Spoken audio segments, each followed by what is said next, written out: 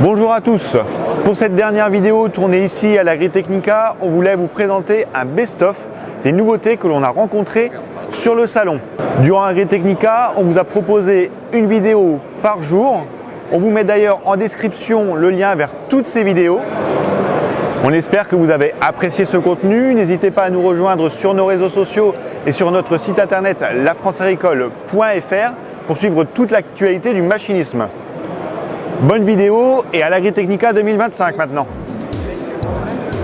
775 chevaux, 20 000 litres de trémie et un débit de vidange de 210 litres par seconde.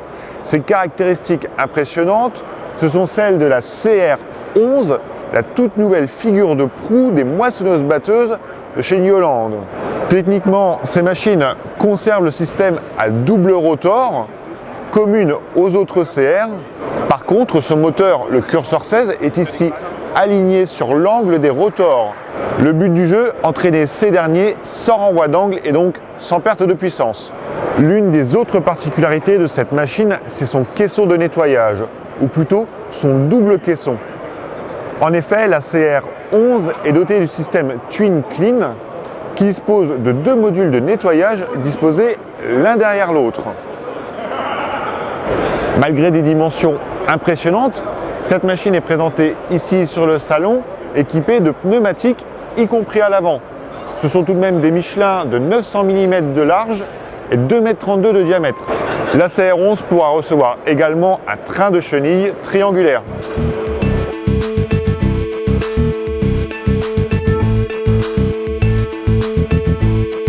Fraîchement dévoilé de ce matin, voici les nouveaux Massey Ferguson 9S. Le nouveau porte-étendard de la marque. L'offre se compose toujours de 6 modèles, elle commence à 285 chevaux et culmine désormais à 425 chevaux avec le 9S 425 présent derrière moi. Nouveau design, nouvelle cabine. Ces tracteurs reprennent d'ailleurs le dispositif U-Pilot qui permet de limiter la chaleur et le bruit en cabine. Concernant les nouveautés, on peut également citer un nouvel habitacle complètement revu, des nouvelles fonctionnalités autour de l'auto-guidage ou encore l'arrivée en option d'un télégonflage. Techniquement, on conserve les fondamentaux avec une transmission à variation continue d'INAVT et toujours le bloc moteur ACOPower de 8,4 litres.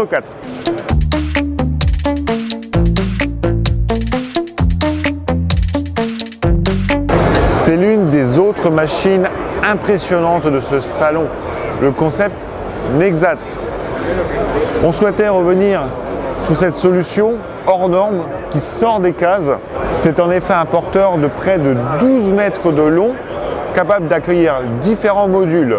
Il est présent ici avec le système de moissonneuse-batteuse, mais il est capable de faire du travail du sol, du semis, de la pulvérisation et même un module de tonalisier est prévu.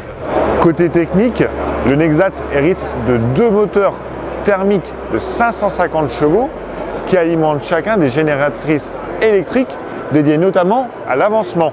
Si la machine avance dans le sens de la largeur au travail, pour la route, eh bien elle repasse tout simplement en longueur.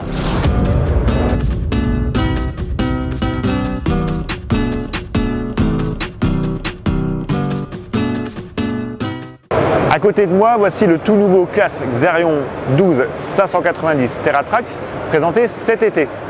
Cependant, cette machine a quelques petits capteurs en plus que la machine que l'on a pu rencontrer cet été dans les champs.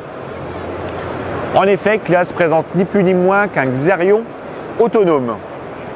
Pour cela, le constructeur a bardé son tracteur de capteurs LiDAR, de technologies de vidéo, mais également de systèmes de planification.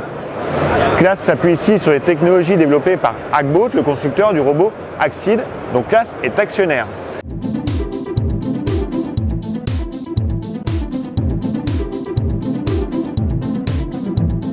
Cette vidéo sur le stand John Deere avec l'une des surprises de ce salon.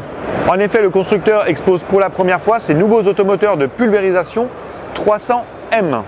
Ces machines à cabine avancée reprennent en fait les bases des pulvérisateurs Masotti dont John Deere est propriétaire depuis 2017.